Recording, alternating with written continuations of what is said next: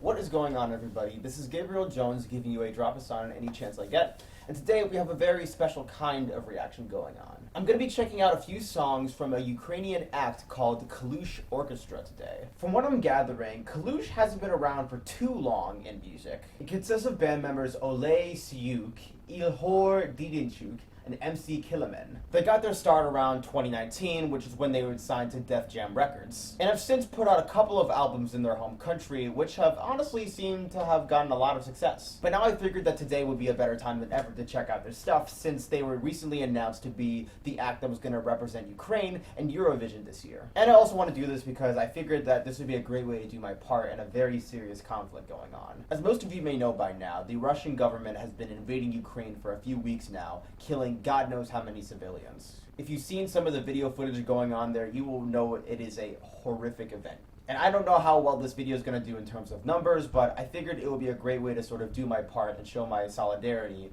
with the country. And you know what? I think I might be missing something from this video. I want to take the extra mile and show my solidarity by copying the band's style. It's the closest thing I have to a pink hat. Give me a break. So why don't we cut the chit chat and just get into some of the music they have to offer. First up is a song that translates to the title Gory, and it features an artist named Alyoya. So why don't we delve into that one? Ooh, I kind of like how mysterious it starts off as. That flute really hooks you in. It's beautiful. Ooh, I love how much they're really straining the voice. It really adds some intensity to it. Alyoya really seems to have a nice flow going on here. Damn, you go. And they seem to work very well with the trap beat. They know how to produce a good one.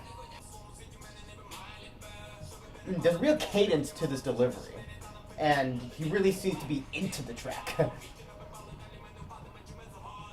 Ooh, the fast-paced flow right there. That sounds really nice. Ooh, I think we're reaching some new pitches with that flute. You play that thing. Okay, so that was Gory, and I really do like what they have going on there. There seems to be a real mystifying atmosphere with the way they produce the sound, and it really sort of entrances you in some way. The fast-paced rhythm when it comes to the rapping is just so freaking awesome. I really like how they deliver those lines, even if I don't really speak Ukrainian myself. And they know how to get down with the trap beat. They got some real hot producers working with them.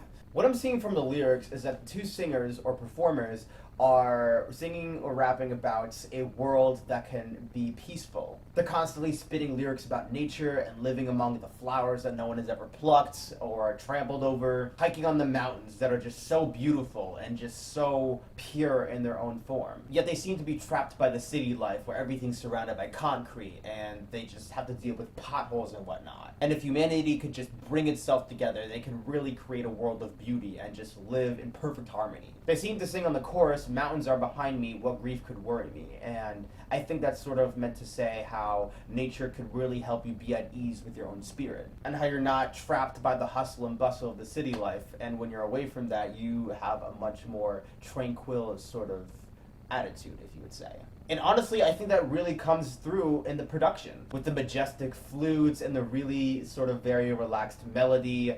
It just really does shine through when they put it into sound. So I gotta say, you guys really have something going on there. I appreciate what you were able to put together with this track. Next up is a song that translates to Taxi, so let's just get into that one. Ooh! Oh my goodness! What the hell? This is a great vocal performance. This guitar strumming is just, it gets to you. It gets to the heart. Okay, so far we got a much more slow tempo, a much slower tempo. Seems to be very solemn in its nature. This trap beat, really goes hard. It is very well constructed. Ooh, and we kind of add a little bit more percussion to the mix. Ooh, and I'm hearing some electric guitar sounds coming in, because it sounds nice. And there's our dear old pal, the flutes.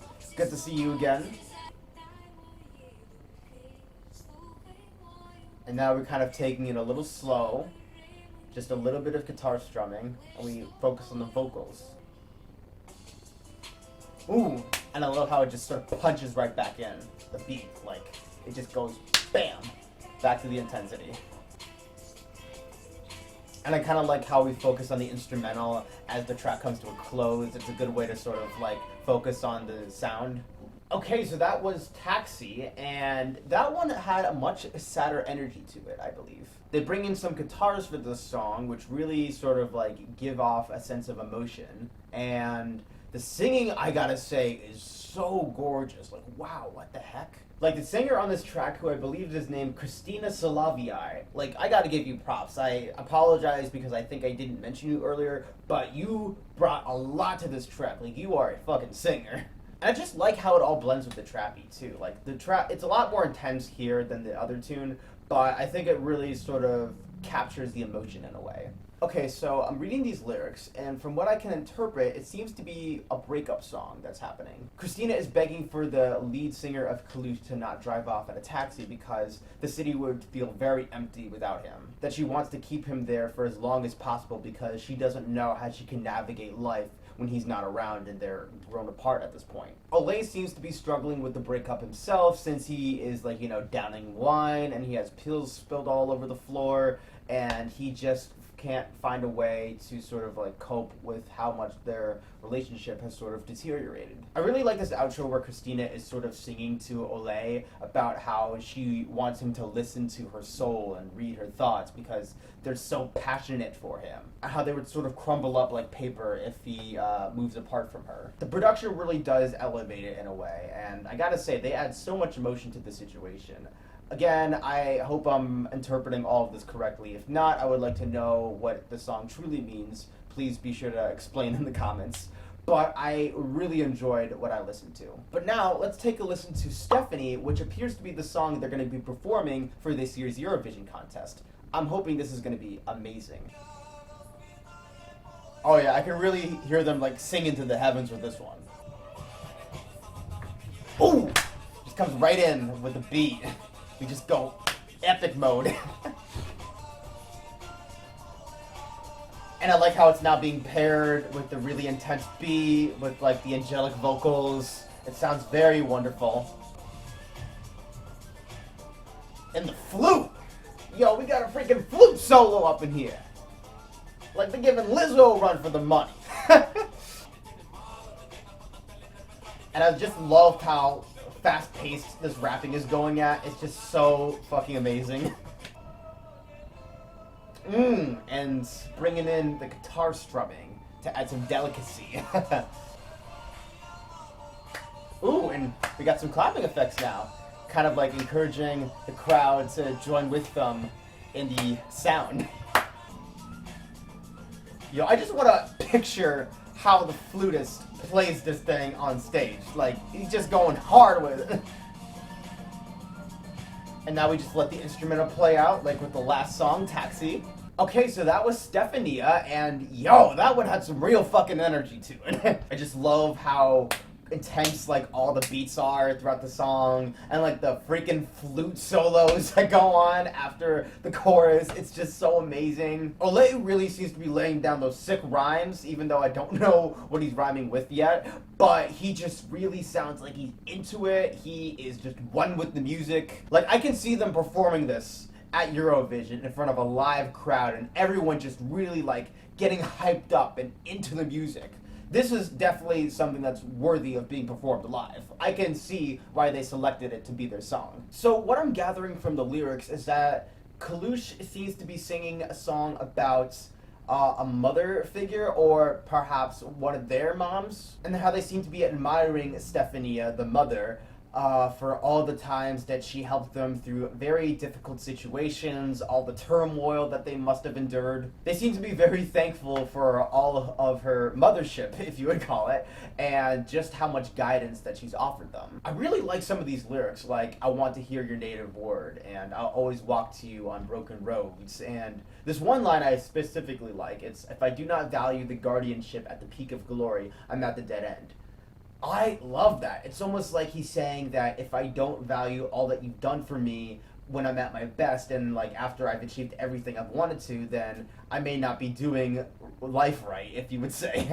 I'm not exactly giving credit where credit is due, and I think that's very admirable of the lead singer. Honestly, I really liked everything that this song had to offer, and I liked all the songs that were played today, and they were just so great. Honestly, I think I might have to root for them at this year's Eurovision singing contest. I may not have watched it before, but I can certainly tell you they are going to be at my #1 spot.